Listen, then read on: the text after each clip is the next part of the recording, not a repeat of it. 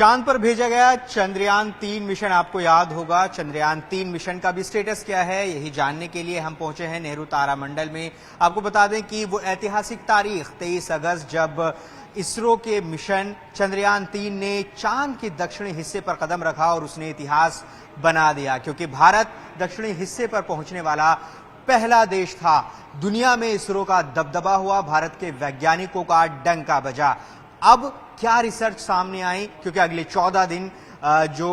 Rover है जो उसने काम किया और तमाम तरह के रिसर्च न सिर्फ भारत के लिए बल्कि पूरी दुनिया के लिए उपयोगी साबित होंगी, वो रिसर्च चल ही रही है। लेकिन 14 दिन बाद चांद पर क्या हुआ, क्योंकि जो चीजें, जो फ्यूल, जो बैटरी, जो इलेक्ट्रिसिटी उसमें लगाई गई थी वो अगले 14 दिन के लिए लगाई गई थी, क्योंकि वो 14 दिन जब चंद्रमा पर उजाला रहने वाला था, मतलब वो जब चंद्रमा पर सूरज की रोशनी रहने वाली थी। लेकिन 6 सितंबर को जैसे ही चंद्रमा पर रात हुई, उसके बाद क्या स्थिति रही, उसको हम कहते हैं स्लीप मोड। यानी कि जो प्रज्ञान रोवर है और जो विक्रम लैंडर है वो स्लीप मोड में चले गए। अब वो 14 दिन भी कंप्लीट होने वाले हैं 22 सितंबर को। मतलब ये कि 22 सितंबर को एक बार फिर से क्या जो विक्रम लैंडर और रोवर है वो स्लीप मोड से उठेंगे, क्या वो फिर से काम करना शुरू करेंगे? और अगर ऐसा हो गया तो आप समझ लीजिए ये चंद्रयान-3 मिशन के लिए किसी चमत्कार से कम नहीं होगा और ये एक तरह का बोनस होगा जिसमें और ज्यादा जानकारी होंगी। लेकिन क्या वाकई ऐसा हो सकता है? क्या स्लीप मोड से उठकर वापस जो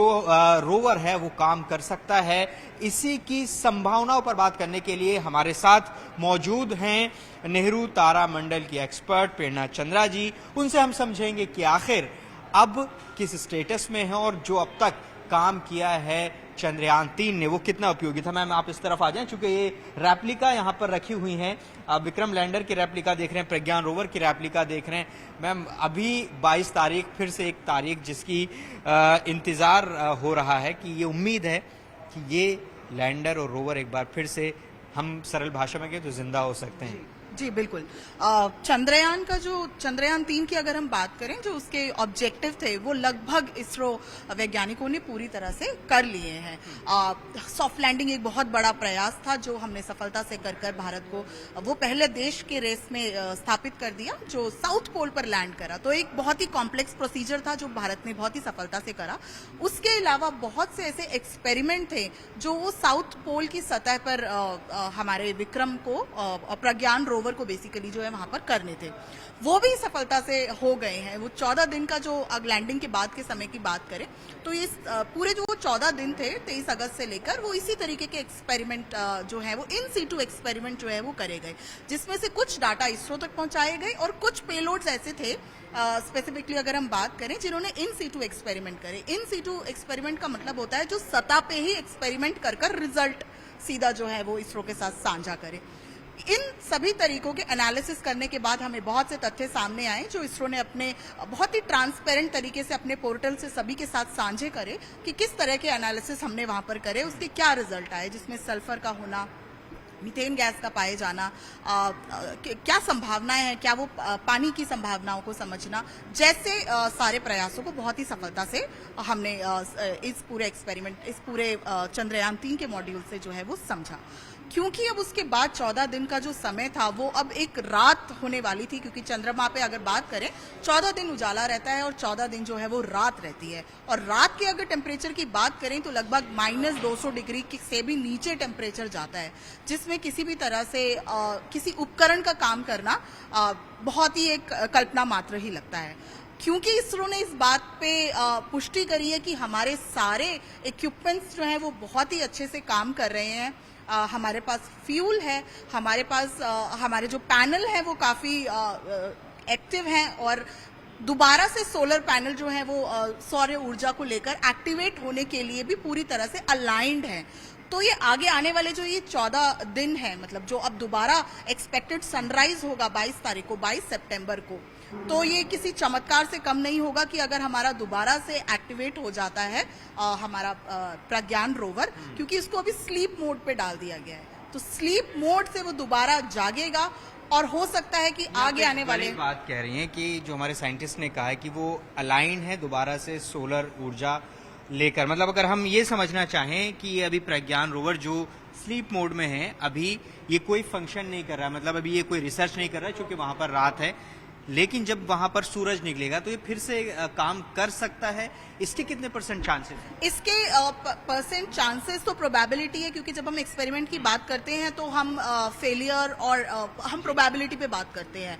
ये बिल्कुल डिपेंड करता है, हम पूरी तरह से तैयार हैं, हम प्रोसेस के साथ तैयार हैं, हमारे इक्विपमेंट्स उस चीज के लिए रेडी हैं। अब इंतजार रहेगा कि जिस तरह से वो फंक्शन करते हैं, जब 14 दिन के बाद मतलब 22 तारीख को जब उजाला होगा तो हमारा जो इक्विपमेंट है वो अलाइव है, मतलब उसमें जान है, पर जैसे ही सौर ऊर्जा उस पर पड़ेगी, सूर्य का प्रकाश उस पर पड़ेगा, वो कितना एक्टिवेट होता है ये उस दिन के इंतजार मतलब में। अगर ये देखिए, मैं आपको समझाना चाहूं कि अभी मान लीजिए ये प्रज्ञान रोवर चांद की सतह पर है और ये अभी रुका हुआ है चूंकि वहां पर रात है, लेकिन जैसे ही सोलर पैनल पर आप देख रहे हैं इस रेप्लिका पर यहाँ सूरज की रोशनी पड़ेगी तो फिर इसमें एनर्जी आएगी और फिर ये इस तरह से चल सकता है और जो रिसर्च पहले ये कर रहा था उसी तरह से करेगा। क्या बिल्कुल मैं सही कह रहा हूँ? जी बिल्कुल, ये रिसर्च, क्योंकि हम ऑलरेडी अपनी रिसर्च जो है काफी हद तक वहां पर कर सकते हैं, लेकिन ये एक तरह से बोनस होगा, एडेड एडवांटेज होगा कि अगर ये दोबारा एक्टिवेट हो जाता है तो ये किसी मिरेकल से कम नहीं होगा। साथ ही इस बात की पुष्टि भी करेगा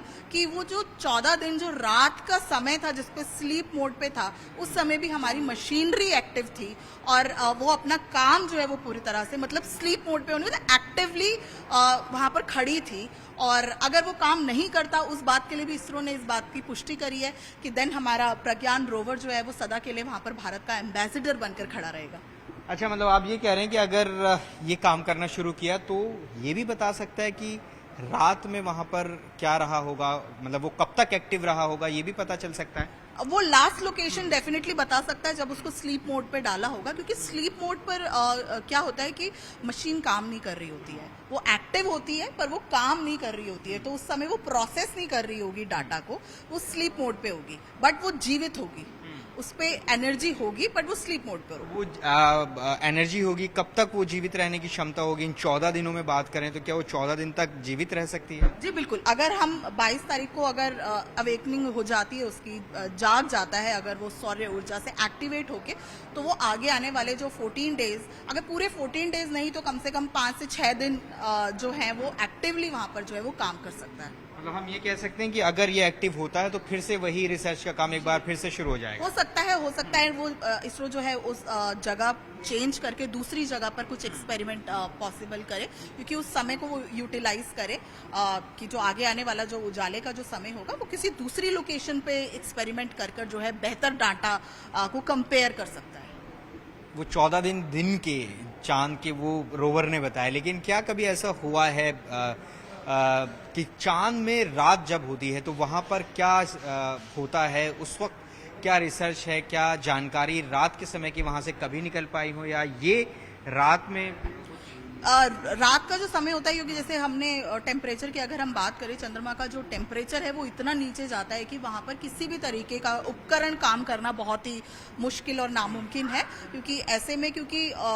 इतना ज्यादा -डिग्री टेम्परेचर होता है कि सब कुछ फ्रीज हो जाता है। तो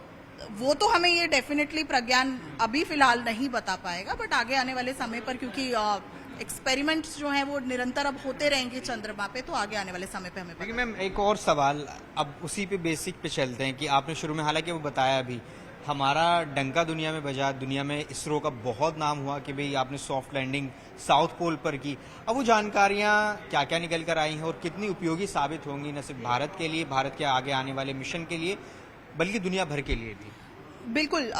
साउथ पोल का रहस्य जो है वो धीरे धीरे अब खुलेगा, क्योंकि भारत वो पहला देश था, तो डेफिनेटली जो दूसरे देश आएंगे वो हमसे ये इन्फॉर्मेशन साझा कर सकते हैं, हमसे वो इन्फॉर्मेशन लेकर अपने इस रिसर्च को आगे बढ़ा सकते हैं, और एक डेफिनेटली एक अच्छी कंपैरेटिवली स्टडी हमें मिलेगी अगर कोई दूसरा देश भी इस पर प्रयास करता है। जहां तक कि अगर भारत की हम बात करें,